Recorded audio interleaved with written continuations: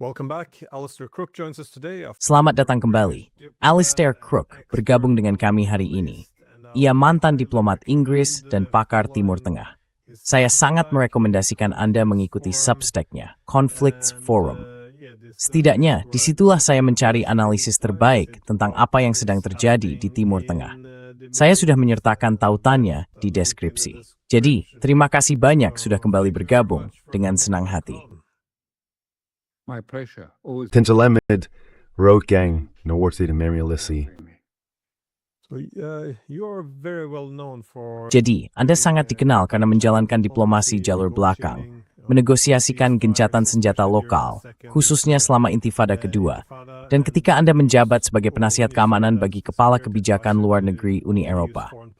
Namun, tidak seperti banyak rekan Anda menyadari bahwa ada kebutuhan untuk merangkul, bukan menyingkirkan, berbagai gerakan Islamis, Hizbullah, Hamas, demi mencapai perdamaian yang berkelanjutan.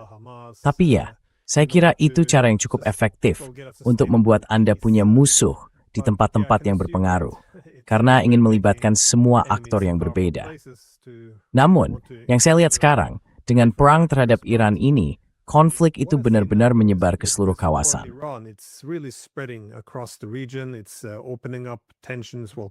Ini membuka ketegangan, atau tepatnya konflik, misalnya antara Saudi dan Yaman, yang sebenarnya akan tetap ada terlepas dari Iran. Dan tampaknya, untuk mengakhiri ini, dibutuhkan diplomasi yang rumit. Bukan hanya antara Washington dan Teheran, tetapi juga dengan upaya melibatkan berbagai pihak yang berkepentingan dalam konflik ini. Jadi saya hanya ingin bertanya, ketika perang ini terus menyebar atau meluas, bagaimana Anda menilai masalahnya? Dan menurut Anda, aktor sources emerged privati that the point it is to better ras. I know that's a very wide question. Okay, well, I'd like to take it piece. Baik, saya ingin membahasnya satu persatu, bukan sekaligus. Maksud saya pertama-tama posisi kita sekarang di mana. Dan saya kira dari Iran, hal itu cukup jelas. Pertama, kita melihat pernyataan baru dari Dewan Keamanan Nasional tertinggi, yang kurang lebih mengulang 10 prinsip awal yang disampaikan menjelang perundingan di Islamabad. Namun pernyataan itu berbeda dalam beberapa hal. Bahasanya lebih keras.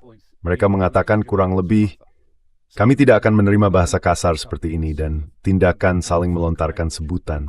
Jadi lupakan saja. Pada saat yang sama, ada pergantian sekretaris Dewan tersebut, SNC.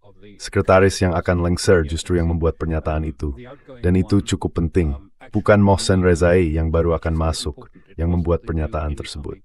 Mohsen Rezai that made the statement. It was the outgoing one who had been nominated by Pezeshkian. Yang keluar itulah yang dicalonkan oleh Pezeshkian. Sekarang ia kehilangan hak suaranya di SNC, dan Rezai kini memiliki hak suara sebagai perwakilan pemimpin tertinggi. Lalu pada saat yang sama, juga ada sejumlah perubahan di militer. Menurut saya, yang kita lihat adalah konsolidasi yang sangat terarah di sekitar kepemimpinan dan sebuah visi. Visi itu adalah bahwa Iran tidak akan mencari solusi dengan presiden ini. Mereka nyaris mengatakannya secara terang-terangan bahwa mungkin mereka harus mempertahankan perang ini sampai tahun 2029. Blokade Hormuz akan berlangsung sampai tahun 2029. Saya rasa itu tidak berarti mereka sedang mencari perang habis-habisan. Lebih tepatnya ketika Trump beralih atau telah beralih dari perang menuju seperti kata Besant, tekanan ekonomi, kita tidak perlu mengkhawatirkannya. Economic pressure, we don't have to worry about it. Economic pressure on Iran will be sufficient. Tekanan ekonomi terhadap Iran akan cukup dan kita bisa terus memanipulasi harga minyak agar orang-orang tidak terlalu resah. Dalam hal ini Iran mengatakan kami akan terus menyerang kapal-kapal. Dan tampaknya mereka sudah memahami permainan ini. Karena pada hari Senin yang lalu, tepatnya setengah jam sebelum pasar dibuka, alih-alih Axios dengan Barak Ravid mengatakan, kesepakatan akan segera tercapai. Mereka menargetkan sebuah kapal tanker. Tavat semegol beli di kantor Grostet, Dil Max Basin. Tematsen lid Ameris Amerik maanem bracely Pia versus Can, then it Newtam Alshinin to Tyne. In their own way. Jadi maksud saya pikir kita akan masuk ke situasi semacam saling serang berkepanjangan antara Iran dan Amerika Serikat. Dan mereka akan menekan Trump. Saya rasa mereka tidak berniat bernegosiasi, bahkan mereka tidak berniat bernegosiasi dengan Trump, kecuali dia ingin menyerah sepenuhnya. Jadi ada perubahan di situ. Sekarang Anda ingin membawanya ke konteks kawasan secara keseluruhan. Saya akan mengatakan bahwa sekali lagi telah terjadi serangkaian salah perhitungan. Maksud saya, salah perhitungan pertama, Amerika Serikat dan mereka tidak memeriksa persediaan senjata mereka dengan benar sebelum memulai perang. Ini tuing istenguhara, isirkias totodi yang paling jelas untuk dilakukan. The most obvious things to do. But then again, if you assume the war is only for 4 days. Namun sekali lagi, kalau Anda menganggap perang itu hanya berlangsung 4 hari, mungkin mereka pikir itu tidak masalah. Tapi itu kesalahan besar, karena mereka tidak memeriksa persediaan mereka. Menurut saya, kesalahan besar kedua justru berpura-pura dengan mengatakan, oh Anda tidak perlu khawatir soal minyak atau unsur-unsur lain yang melintas baik melalui Laut Merah maupun Selat. Tidak, karena sebenarnya kami pikir jauh lebih banyak kapal tanker dan LNG jelas telah melintas. Dan itu maverisa memerisais kemit irreject, besen tracking Trump, jan tenotu. Don't worry about it, the economic pressure is going to be on Iran. Tekanan ekonomi akan diarahkan kepada Iran, dan pada akhirnya mereka akan menyerah. Lalu kita bisa mengendalikan harga minyak dan kita bisa mengendalikan perekonomian. Menurut saya, ini kesalahan besar lagi. Ini kesalahan besar karena, pertama-tama, manipulasi minyak justru telah menjadi tanda kelemahan Amerika di mata dunia. Pengelolaan harga yang begitu jelas ini sudah tidak menipu siapapun lagi. Dan ini tidak mempersiapkan masyarakat untuk menghadapi apa yang akan datang. Karena Anda tahu, tidak masalah bagi Besen dan yang lain untuk berkata, begini harga yang kami kelola sekarang turun menjadi 87 atau apapun itu. Harga itu tidak berarti apa-apa, lupakan saja. Anda tahu grafik-grafik bagus yang dulu kita pelajari di universitas. Permintaan dan penawaran, lalu titik keseimbangan di tengah, tempat kurvanya bertemu.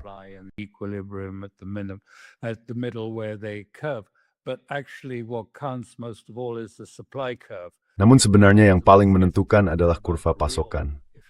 Karena itu berkaitan dengan kelangkaan dan dengan hal-hal yang nyata, kalau boleh dibilang begitu. Sementara permintaan itu sifatnya sementara dan bisa datang lalu pergi dengan sendirinya. Tetapi pasokan nyata, itulah yang penting. Dan kita semua tahu bahwa pasokan nyata, terutama produk distilat menengah yang menghasilkan diesel dan minyak tanah, sebagian besar tidak ada. Jadi kemudian mereka beralih pada gagasan menggunakan tekanan terhadap Iran, dengan menekan kawasan, menekan Iran di Lebanon, dengan mendorong skema untuk melucuti Hizbullah yang mereka rancang. Padahal itu sepenuhnya bertentangan dengan nota kesepahaman atau MOU. Dan mereka melakukan ini dengan menekan #PMU, kelompok perlawanan, kalau boleh disebut begitu, milisi di Irak yang mereka serang dalam beberapa hari terakhir. They attacked in recent days. Saudi Arabia and America attacked them during. Arab Saudi dan Amerika menyerang mereka pada masa Arba'in, ketika sebagian besar Muslim Syiah sedang pergi berziarah ke Karbala. Dan ini juga, maksud saya, merupakan rangkaian kesalahan yang benar-benar sangat buruk. Karena saya tahu, saya pernah bertemu para pemimpin Hashd, dan saya sedikit tahu seperti apa mereka. Saya bertemu mereka di Karbala. Dan maksud saya di Barat kita memandang mereka, atau Barat mengategorikan mereka begini. Oh, mereka cuma proksi Iran. Kita tinggal menyalakan dan mematikan proksi. Mereka tidak melakukan apa yang diperintahkan kepada mereka. Tidak ada yang lebih jauh dari kenyataan. Orang-orang ini adalah nasionalis Irak yang sangat teguh. Nasionalis garis keras, orang-orang yang bangga, tangguh, tetapi tetap nasionalis. Dan ya, mereka Syiah. Dan tentu saja dalam banyak hal Iran adalah pusat utama Syiah. Tetapi itu tidak berarti mereka begitu saja menerima perintah dari Iran.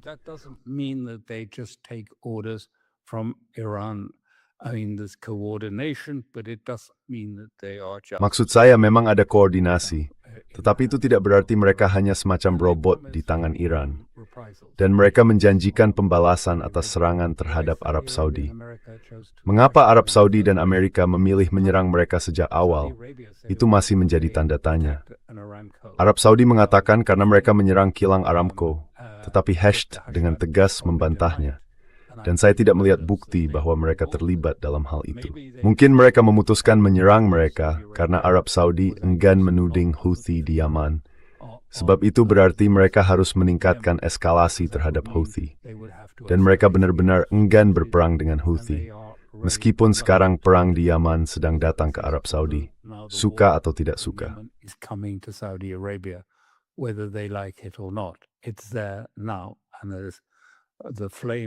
Itu sekarang sudah terjadi, dan kobarannya hampir setiap hari makin tinggi. Jadi saya pikir ini adalah upaya di semua bidang untuk menekan Iran. Namun yang terjadi justru sebaliknya. Ini tidak menekan Iran. Sebaliknya ini menekan semua sekutu Amerika Serikat, seperti Arab Saudi. Semua negara ini justru berada di bawah tekanan karena ketegangan meningkat.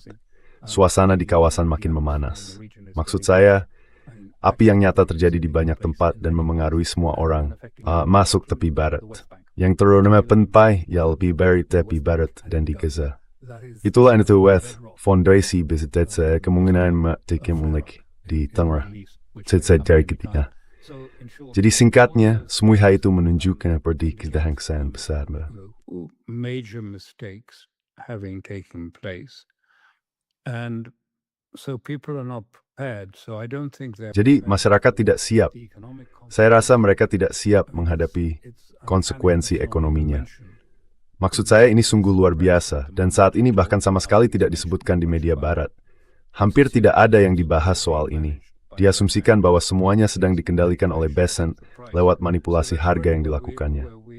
Jadi, itulah posisi kita sekarang. Trump telah beralih menjauh dari Hegseth. Di Camp David dia menyalahkannya dengan mengatakan, Anda tahu, Anda menyesatkan saya soal amunisi. Saya kira semua ini sudah diselesaikan. Dia beralih kepada Bessent.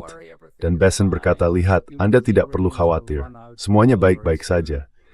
Iran akan segera kehabisan minyak dan kita hanya perlu mempertahankan blokade. Lalu kita akan memenangkan perang.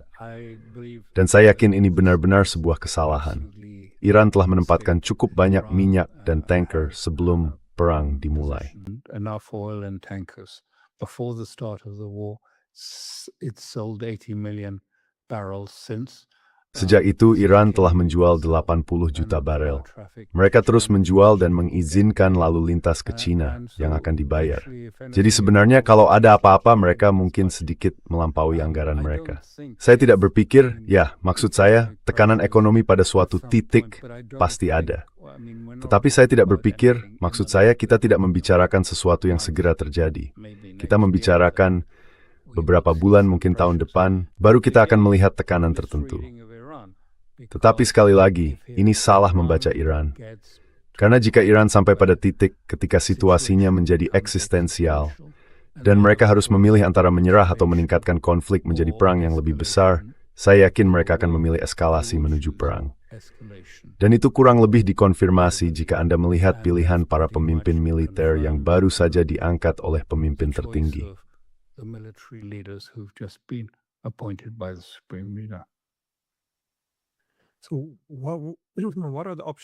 Jadi apa saja pilihan Amerika Serikat dalam situasi ini?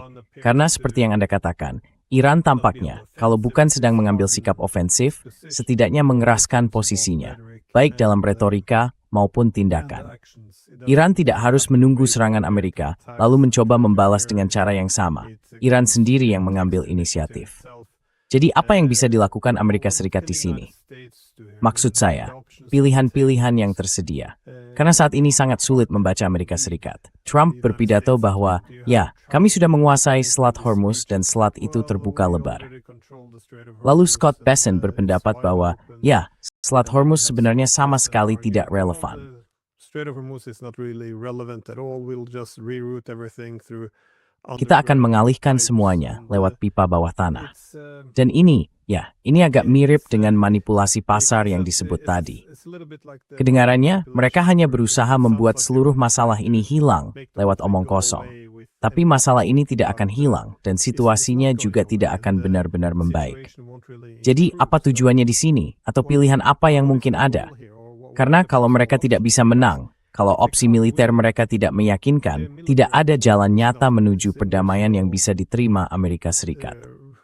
Maksud saya rasa ketika mereka menandatangani nota kesepahaman itu, mereka sebenarnya tidak berniat mencairkan aset Iran, membayar reparasi dan mengakhiri perang ini. Jadi apa yang tersisa? Apa yang bisa dilakukan Amerika Serikat? What is left here? What can the United States do?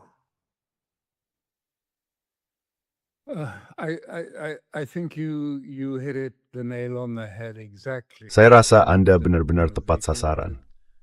Saya rasa Anda tahu yang mereka pikirkan, dan Trump cukup piawai dalam hal ini sepanjang karirnya, adalah sekadar mengatakan bahwa kenyataan bukanlah kenyataan yang Anda lihat di depan mata. Inilah kenyataannya, dan saya yang mengelolanya, saya yang mengendalikannya. Dan cukup sering, kenyataan yang dia nyatakan itu, Anda tahu, sama sekali tidak ada hubungannya dengan apa yang Anda ketahui. Seperti ketika dia mengatakan, oh ya, Hormuz terbuka lebar. Hormuz terbuka. Dan kami membangun dinding baja di sekeliling Hormuz. Padahal kita tahu belakangan ini tidak ada apapun yang bergerak melaluinya. Dan ketika Anda melihat negara seperti Arab Saudi, yang kini telah mengalami kehancuran di kedua ujung jalur pipanya menuju Yanbu, termasuk area pemuatan di Laut Merah yang hancur. The loading area in the Red Sea been destroyed. And the Yemenis are Dan pihak Yaman sedang mengepung pelabuhan-pelabuhan di Yanbu. Kapal-kapal Saudi yang keluar diancam, lalu berbalik arah atau sebagian diserang. Bahkan sejumlah kapal dagang Arab Saudi juga baru-baru ini diserang. Ini akan berdampak besar pada seluruh Laut Merah. Karena artinya, sejauh yang saya pahami, perusahaan-perusahaan asuransi sekarang akan mengenakan premi perang untuk seluruh pelayaran di Laut Merah. Jadi dampaknya bukan hanya pada satu pihak. Efeknya lebih luas. Produksi Saudi turun 74%. Mereka tidak bisa menjual, tulis. they can't sell the oil. They need, oil at $100. Mereka membutuhkan, maksud saya, harga minyak $100 agar anggaran pemerintah mereka impas, dan itu pun dengan menjual seluruh jumlahnya. Sekarang, nilainya baru saja anjlok 74%. Pada saat yang sama, karena krisis dengan Jepang, BSN sudah menegaskan dengan sangat jelas bahwa tidak ada yang boleh menjual surat utang pemerintah AS.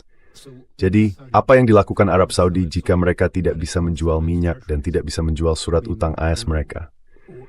Maksud saya, satu-satunya hal yang bisa terjadi adalah Amerika Serikat harus menyelamatkan mereka dengan mengatakan, baiklah, serahkan surat utang kalian kepada kami, lalu kami berikan uangnya, dan nanti kita tukar kembali dalam transaksi repo pada tanggal berikutnya, seperti yang mereka lakukan dengan Jepang. UAE menurut saya, cuma ekspor minyak ski, gas cair juga lewat.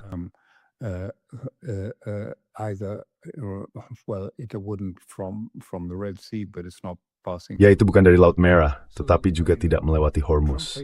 Jadi maksud saya, Trump menghadapi lebih dari satu dilema. Bukan sekadar duduk dan menunggu, lalu melihat Iran berada di bawah tekanan yang makin besar. Iran sudah bertahun-tahun berada di bawah tekanan. Mereka tahu cara mengatasinya. Mereka telah menghabiskan puluhan tahun mencari jalan memutar, jalur belakang, dan cara-cara lain untuk bertahan hidup, meskipun dikenai semua sanksi itu. Dan seperti yang saya katakan, jika mereka dihadapkan pada pilihan itu. Namun di sisi lain, saya rasa yang akan kita lihat, kecuali kita sangat beruntung, adalah eskalasi di seluruh kawasan. Dan menurut saya, bagian yang paling berbahaya akan terjadi di Israel. Situasinya akan sangat berbahaya di Israel, karena pemilu di sana sudah menjadi benar-benar beracun. Toxic, and there is a big divide opening up. Dan ada jurang besar yang mulai terbuka antara, kalau boleh dibilang, partai-partai Ashkenazi sekuler yang berorientasi Eropa, yang datang mencari semacam rasa aman di Israel, dan kelompok yang lain, yang sebagian bercorak mesianik dan religius nasionalis. Cara pandang mereka jauh lebih talmudik dan lebih keras. Dan keduanya hampir sampai pada titik kekerasan soal masa depan. Tapi yang benar-benar mengkhawatirkan adalah partai-partai sayap kanan, Hasil jajak pendapat menunjukkan bahwa warga Israel secara keseluruhan cenderung mendukung sayap kanan, dengan pergeseran yang jelas ke arah kanan di Israel. Tetapi sebagian besar partai sayap kanan itu, Likud, Partai Religius Nasional, dan partainya Ben Gvir, Otzma Yehudit, tidak mendapatkan kursi. Mereka tidak mendapatkan kursi. Saya tidak tahu kenapa, dan tidak jelas kenapa mereka tidak mendapatkannya. I don't know why, and it's not clear why they're not. If the mood is going that way, why are they not? Kalau sentimennya bergerak ke arah itu, mengapa posisi mereka di jajak pendapat tidak membaik? Jadi yang makin sering kita dengar dari kelompok itu, Ben Gvir, Smotrich, dan yang lainnya, adalah bahwa yang dibutuhkan ialah intifada di tepi barat, atau tindakan tertentu terkait Al-Aqsa, Bukit Bait Suci, Haram Al-Sharif. Karena itulah cara kita bisa memenangkan pemilu.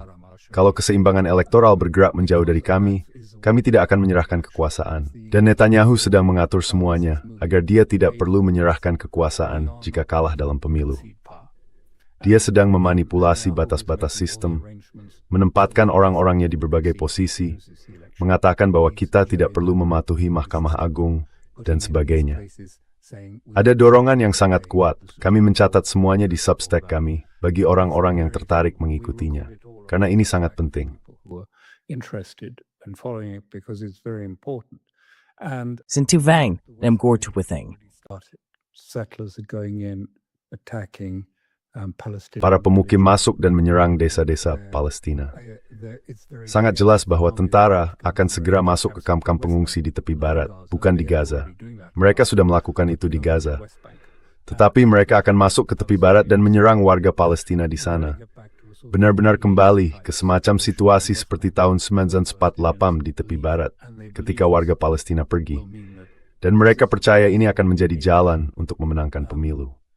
Pemilu itu sangat penuh ketegangan, dan belum jelas apakah Netanyahu bisa memenangkannya. Dia melakukan berbagai manuver seperti menciptakan partai-partai baru untuk menciptakan. Tujuan strategisnya adalah menciptakan keadaan di mana tidak ada pemerintahan lain yang bisa berhasil selain pemerintahannya. Karena seperti Anda ingat, jika dia tidak lagi menjadi Perdana Menteri, dia mungkin harus masuk penjara. Jadi seluruh kawasan dan kalau boleh dibilang, perang antara Yemen Arab Saudi. If you like, the war between Yemen and Saudi Arabia is certainly heating up.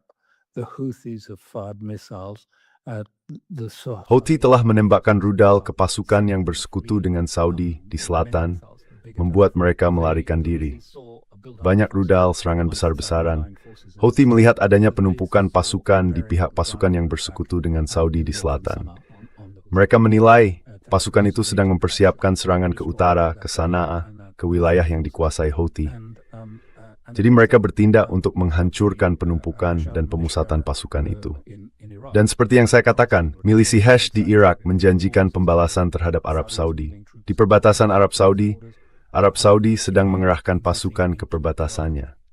Iran juga melakukan serangan ke Irak untuk menghantam Kurdi di Irak. Karena ada laporan bahwa Amerika masih mempertimbangkan apakah mungkin mendorong Kurdi untuk mencoba menginvasi Iran dan merebut sebuah wilayah sebagai semacam negara berdaulat Kurdistan. Sovereign state of Kurdistan. We saw the same thing being done by Ukraine. Kita melihat hal yang sama dilakukan oleh Ukraina dan Rusia beberapa waktu lalu, seperti yang Anda ingat sebagai titik tekan. Jadi Iran telah masuk ke sana, membunuh banyak pemimpin, membunuh beberapa pemimpin lewat aksi pembunuhan terarah, serta menghancurkan persenjataan dan logistik untuk itu. Dan Irak juga telah mengatakan kepada Suriah, jika mereka mulai melakukan apa yang disarankan Trump, yaitu terlibat di Lebanon dan ikut mengelola Lebanon. Trump mengatakan, mesin di ide yang baik jika Syara terlibat pelucutan senjata Hezbollah di Lebanon. Pasukan Irak sudah perbatasan Suriah, dan mereka berkata, kalian bergerak melawan Lebanon, atau kami masuk ke Suriah. Itulah situasinya.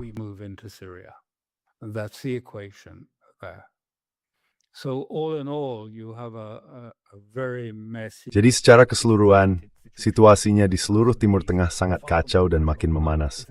Dan bukannya menekan Iran, ini justru akan menekan semua sekutu seperti Arab Saudi dan Emirat Arab. Semua negara Teluk akan sangat cemas melihat tiba-tiba bangkitnya militansi di Irak, militansi Houthi, dan di seluruh kawasan. Iran terus mengancam dan mungkin juga bertindak untuk menghancurkan infrastruktur negara-negara Teluk jika Amerika mencoba menghancurkan infrastruktur Iran. Netanyahu mendesak Amerika Serikat untuk, dengan kata-kata berikut, menghancurkan infrastruktur sedemikian rupa sehingga negara itu tidak mampu menyediakan layanan bagi rakyatnya.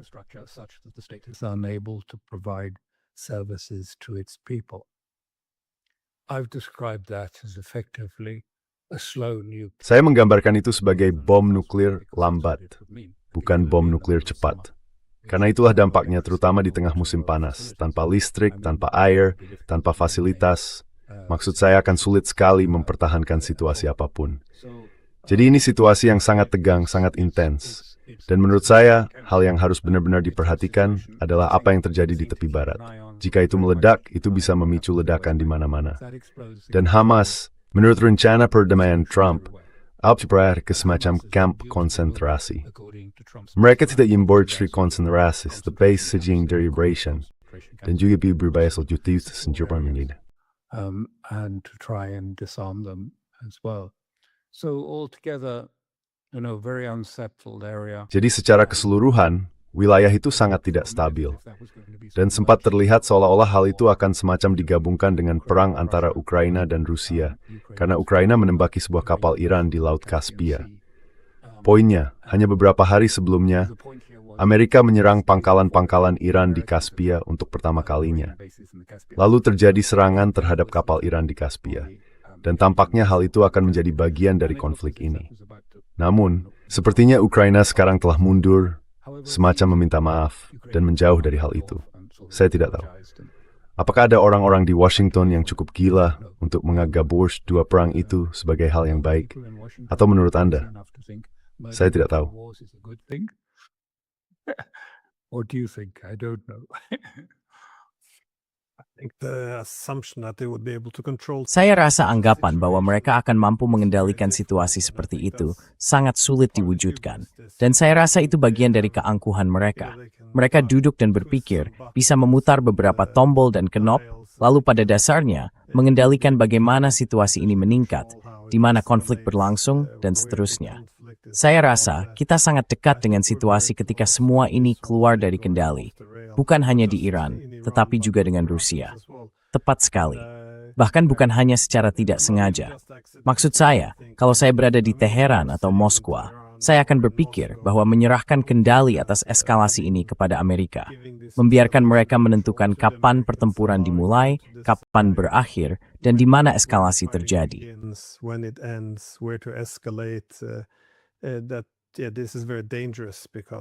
Ini sangat berbahaya, karena misalnya Anda melihat serangan terhadap Yordania. Amerika langsung berkata, oh, ini serangan mendadak, padahal mereka sedang berada di tengah perang. Asumsinya, Iran hanya akan mencerminkan tindakan Amerika. Jadi fakta bahwa mereka tidak melakukan itu, maksud saya, Anda tidak ingin memberi lawan Anda kendali sebesar itu. Dan saya pikir fakta bahwa mereka mengira bisa menggabungkan dua perang ini menjadi satu dan memegang kendali penuh, saya pikir kesombongan itu juga merupakan kesalahan bagi Teheran dan Moskwa, karena mereka memberikan ini kepada Amerika Serikat, memberikan ilusi bahwa Amerika mampu mengendalikan semua ini. Jadi mungkin mereka sedikit lebih tidak terduga. Mungkin mereka seharusnya bersikap defensif.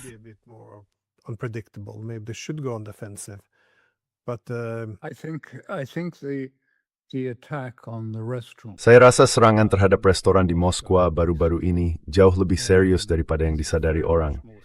Ini terjadi dengan latar belakang Ukraina menembakkan rudal ke arah warga Rusia di pantai Laut Hitam.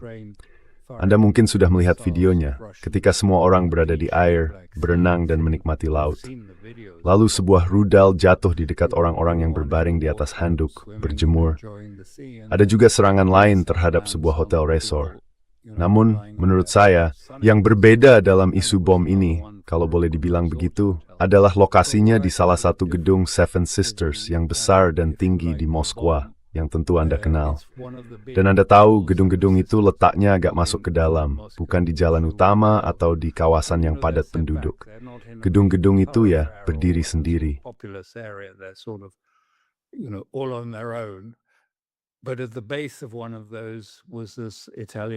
Namun di dasar salah satu gedung itu ada restoran Italia. Dan menurut pemahaman saya, 2 jenderal senior, jenderal Angkatan Udara, menghadiri sebuah resepsi pernikahan. Jadi restoran itu ditutup untuk umum. Lalu seorang perempuan datang membawa hadiah yang diklaim untuk pesta pernikahan itu. Dia dihentikan oleh petugas keamanan di pintu. Dan jelas atau setidaknya tampaknya masuk akal, orang yang mengendalikan operasi itu dari jarak aman, dari mobil atau semacamnya, menekan tombol dan membunuh keduanya, serta melukai banyak orang. Karena paket itu, selain berisi bahan peledak, juga dipenuhi bola-bola baja. Jadi orang-orang di teras terkena dampaknya. Nah, mengapa saya bilang ini sangat penting? Saya pikir ini sangat penting karena saya sama sekali tidak mengetahui hal ini. Saya tidak punya informasi khusus. Tetapi saya berani bertaruh apapun bahwa Rusia akan menyimpulkan bahwa sebuah badan intelijen Barat memfasilitasi serangan itu. A Western intelligence service facilitated this operation, provided the intelligence or provided. Operasi ini memberikan intelijen atau memberikan rincian tentang bagaimana mengidentifikasi dan bagaimana mengetahui bahwa 2 jenderal ini berada di pesta tersebut. Saya tidak tahu apakah itu benar. Mungkin saja tidak benar. Namun saya rasa itu asumsi yang aman, berdasarkan pola yang telah kita lihat. Meningkatnya keterlibatan badan intelijen Eropa dan Barat di bidang ini, dalam mendukung tindakan terhadap penduduk sipil dan pembunuhan-pembunuhan ini. Mereka pasti akan memikirkannya, dan saya pikir ini mungkin bisa menjadi titik balik. Maksud saya, Rusia tidak akan melakukan apapun secara tergesa-gesa atau secara spontan begitu saja.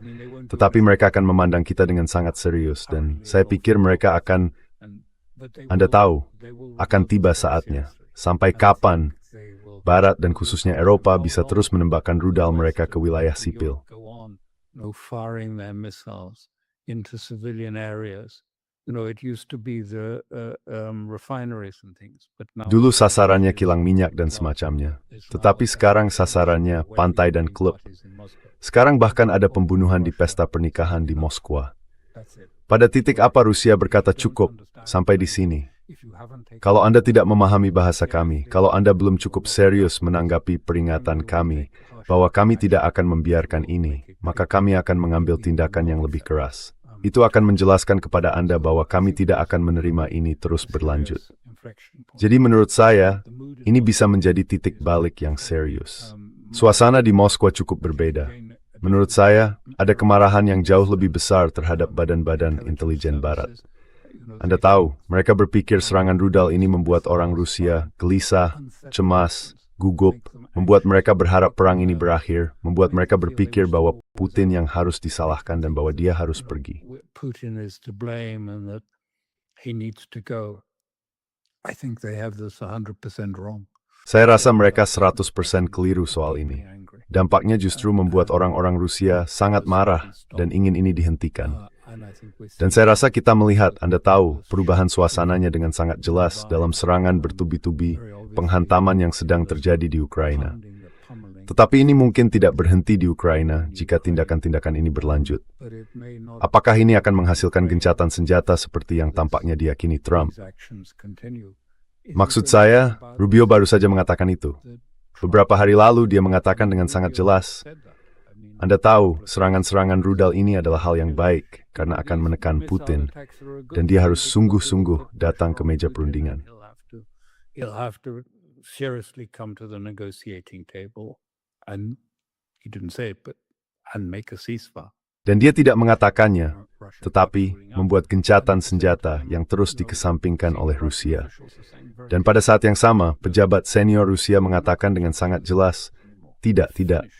Kami tidak akan lagi berbicara dengan Amerika. Kami sudah selesai dengan perundingan itu. Pada dasarnya, itulah yang mereka katakan. Dan Menteri Luar Negeri juga mengatakan, saya memparafraskannya, bahwa sebenarnya perundingan di Alaska itu adalah sebuah tipu daya, mirip dengan perjanjian Minsk, untuk memberi Ukraina lebih banyak waktu. Bahwa itu adalah tipu daya, dan mereka berniat melanjutkan pembicaraan ini. Ya, jalur komunikasi untuk urusan administratif akan tetap berjalan dengan Washington. Administrative things will continue with Washington, but no, they are not going to. Tapi tidak, kita tidak akan berurusan dengan mereka. Mereka tidak bisa dipercaya. Jadi ya, inilah posisi kita sekarang. Iran tidak mau berbicara dengan Barat. Rusia menolak berbicara dengan Barat. Dan ketika Rubio mencoba memberitahu Wang agar tidak ikut campur di Iran, Menteri Luar Negeri Cina itu dengan nada yang cukup jelas dan ketus menyuruhnya untuk mengurus urusannya sendiri. Jadi Eropa seperti berada di dalam bunkernya, memandang seluruh dunia sebagai pihak yang memusuhi, melihatnya sebagai sesuatu yang jahat dan bermusuhan. Lalu Eropa duduk di sana, merasa puas dengan dirinya sendiri di dalam bunker itu, seolah-olah seperti yang Anda katakan, berada di panel kendali, menarik tuas dan menekan tombol untuk mewujudkan perubahan.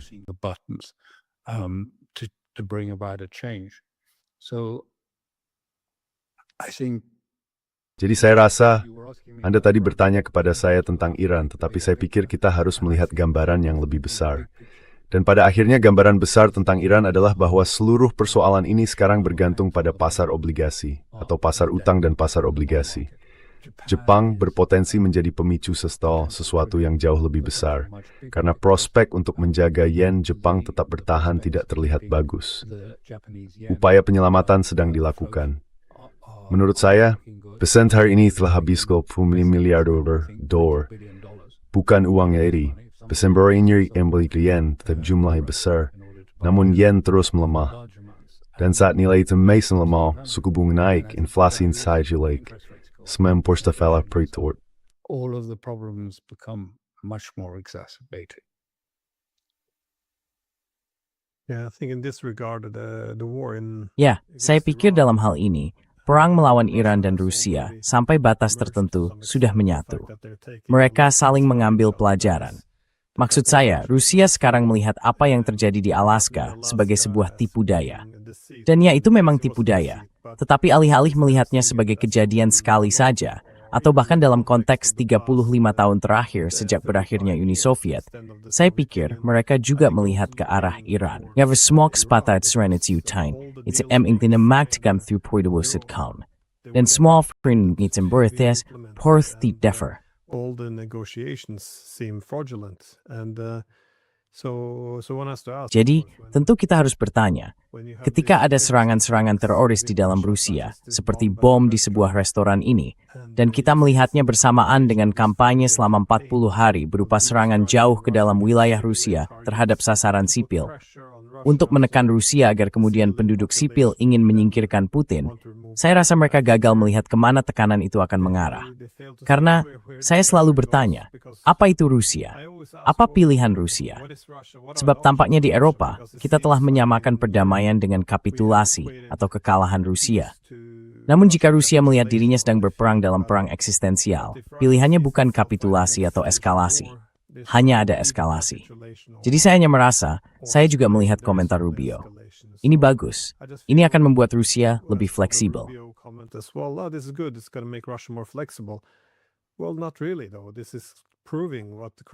Sebenarnya tidak juga. Ini justru membuktikan apa yang sejak awal dikatakan Kremlin, bahwa Ukraina yang berada dalam orbit NATO akan menjadi negara garis depan, proksi untuk serangan langsung terhadap Rusia. Jadi, saya melihat posisi Rusia makin mengeras, agak seperti yang kita lihat di Iran. Ya, saya rasa ini pertanyaan terakhir saya. Menurut Anda, kita berdua duduk di Eropa, mengapa tidak ada lebih banyak perenungan mengenai hal ini? Maksud saya, belakangan saya menggunakan contoh kampanye 40 hari melawan Rusia ini.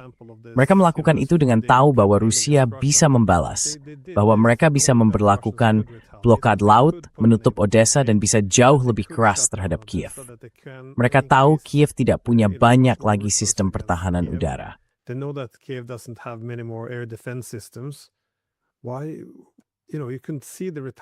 Anda bisa melihat pembalasan itu akan datang. Kita tahu bahwa Rusia benar-benar melihat ini sebagai ancaman eksistensial. Kenapa? Sangat sulit meyakinkan siapapun bahwa ini demi kepentingan kita. Sama seperti Trump menjauh dari MOU. Apa yang sedang terjadi di Barat? Tidak ada pembahasan soal hal-hal ini. Saya kira itu bagian yang paling menakutkan. Kalau kita mengadakan debat, diskusi, apa kepentingan Rusia, apa kepentingan kita, apa saja pilihan yang mungkin. Lalu kita memilih opsi A, ya, itu masih bisa diterima. Kesimpulannya memang mengerikan, tetapi sekarang bahkan tidak ada diskusi lagi. Bagi saya, ini seperti yang Anda katakan, begitu saja diasumsikan bahwa kita baik, mereka jahat. Dan kalau Anda tidak mendukung yang baik melawan yang jahat, mungkin simpati Anda ada pada musuh. Saya tidak melihat ada diskusi yang melampaui itu. I don't see any discussions beyond this. No, and no one says anything. I mean, with what's Tidak, happening in dan the tidak ada yang West mengatakan Bank. apapun. I mean, Maksud saya dengan apa yang terjadi di Gaza atau di tepi barat. Maksud saya, apakah Anda mendengar apapun dari kalangan diplomatik barat? Sedikit dari Spanyol, mungkin. Tetapi secara umum hampir tidak ada. Tidak ada. Seolah-olah tidak terjadi apa-apa. Ancaman terhadap penduduk Iran, semua hal ini begitu saja diabaikan. Saya pikir satu-satunya jawaban untuk itu adalah bahwa kalangan elit kelompok mapan semakin gelisah dan kehilangan kepercayaan pada diri mereka sendiri. Dengan kata lain, mereka menjadi putus asa. Mereka menjadi putus asa karena mereka bisa melihat apa yang terjadi pada Ukraina. Ukraina, kalau boleh dibilang, masih, Anda tahu maksud saya setelah perang melawan teror. Apa tujuan NATO? Apa tujuannya? Sebenarnya NATO itu untuk apa? Jadi harus Rusia. Itu satu-satunya cara untuk membuat NATO tetap hidup. That was the only way to keep NATO, if you like. The aim was to keep NATO and keep... Kalau Anda mau, tujuannya adalah mempertahankan NATO dan menjaga Amerika tetap terlibat, seperti yang selalu terjadi. Menjaga Jerman tetap di luar, menjaga Amerika tetap di dalam, seperti kata Sekretaris Jenderal pertama NATO. Lalu Uni Eropa, maksud saya sangat terpecah soal isu keuangan dan banyak hal lainnya. Satu-satunya yang tersisa adalah mengibarkan bendera Ukraina dan perang melawan Rusia, lalu menggunakan itu sebagai semacam cara untuk memaksa keseragaman. Dan, Anda tahu bahasa yang keluar dari Brussels, semuanya tentang kita harus sejalan, kita harus menerima keseragaman. Tidak seorang pun boleh mengatakan sesuatu yang menyimpang dari garis, karena kalau itu terjadi, semuanya akan berantakan. Jadi saya pikir itulah semacam krisis yang mereka rasakan sedang mereka hadapi. Begitu sesuatu terjadi, atau sebuah partai terpilih, atau AfD memenangkan sebuah kota besar di Jerman dalam pemilu, Meridianet bis Beheimbrod als in Porting. Saya bisa mereka sangat futustro, iqbal sign and first hand kinyor tidak puttering. I think they're desperate to try and keep it together. Yeah, no, Sekarang, soal laporan bahwa MERS berencana mencabut otonomi negara-negara bagian Jerman jika mereka memilih dengan cara yang dianggap salah. Maksud saya itu menunjukkan betapa putus asanya mereka. Tapi itu poin yang bagus juga. Maksud saya, kalau ini Eropa yang baru, ini bukan lagi proyek geoekonomi, di mana kita menyatukan sumber daya untuk memperkuat posisi tawar bersama dan berusaha menerjemahkannya menjadi pengaruh politik. Kalau justru ini adalah Eropa geopolitik yang bergantung pada penentangan bersama terhadap Rusia, jika perdamaian terwujud, seluruh proyek itu bisa mulai terpecah dan runtuh. Sekali lagi saya akan mengatakan bahwa menjadikan Uni Eropa sebagai proyek geopolitik sejak awal adalah sebuah kesalahan. Tapi tampaknya tidak ada yang mempertanyakan ini juga. Ya. No one's questioning this either, it seems. You're right. I mean, you will remember. Anda benar. Maksud saya Anda pasti ingat Uni Eropa mengatakan bahwa mereka sekarang adalah aktor geopolitik. Nah, sekarang sudah sangat jelas bahwa mereka bukan aktor geopolitik. Tidak ada yang memperhatikan mereka. Maksud saya Rusia atau Iran, tidak ada yang mau berbicara dengan Eropa sama sekali. Mereka salah memainkan itu dengan sangat buruk. Dan mereka juga tidak menangani bagian lainnya dengan baik. Mereka berselisih. Mereka sepenuhnya berseberangan dengan Rusia. Mereka bersetegang dengan China. Hubungan mereka dengan Amerika Serikat buruk. Maksud saya, hasil bersih dari politik mereka adalah mereka pada dasarnya tidak punya teman sama sekali. Dan mereka juga tidak punya pengaruh terhadap peristiwa-peristiwa. And they have no influence on events either.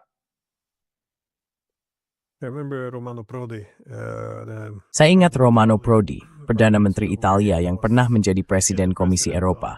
Pernah, saya rasa sekitar 20 tahun lalu, ia berkomentar bahwa Uni Eropa itu seperti raksasa yang terbuat dari tanah liat. Maksudnya, ukurannya memang besar dan mengesankan, tetapi kalau mencoba bergerak, ia bisa tersandung dan hancur berantakan. Dan dari sudut pandang saya, analogi ini adalah contoh yang bagus mengapa Uni Eropa tidak bisa menjadi kekuatan geopolitik. Mengapa jual geoekonomi adalah tak diuthefsiu, sehingga mereka unisem. Dan itu tadra, dan gelap nu akalithin to power banyak impasan. It uses the patent fight through house Harry. Anyway, so any final thoughts before we wrap up?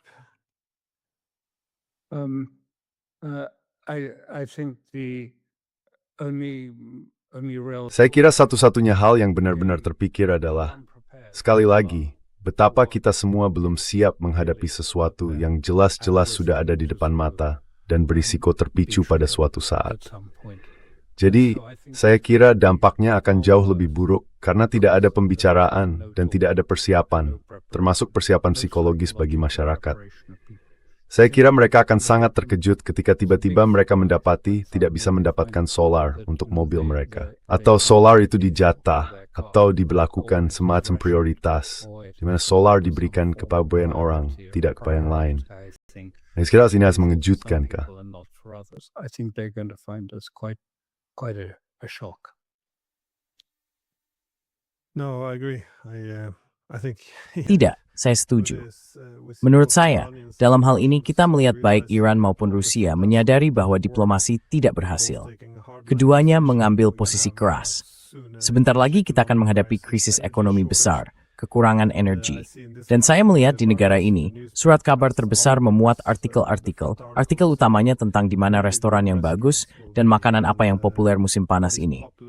Maksud saya rasanya seperti ada mentalitas bunker di sini. Mereka tidak suka melihat apa yang akan datang. Dan dengan semua pengendalian narasi ini, kalau tidak ada hal baik untuk dilaporkan, ya jangan dibicarakan saja. Menurut saya, kurang lebih disitulah posisi kita sekarang. Sekali lagi, ini tidak baik ketika Anda sangat membutuhkan koreksi arah. Tapi ya, inilah kita. Bagaimanapun, seperti biasa, terima kasih banyak atas waktu Anda. Saya selalu menghargainya. As always, thank you so much for your time. I always appreciate it. Terima kasih. Thank you. Terima kasih, acara ND.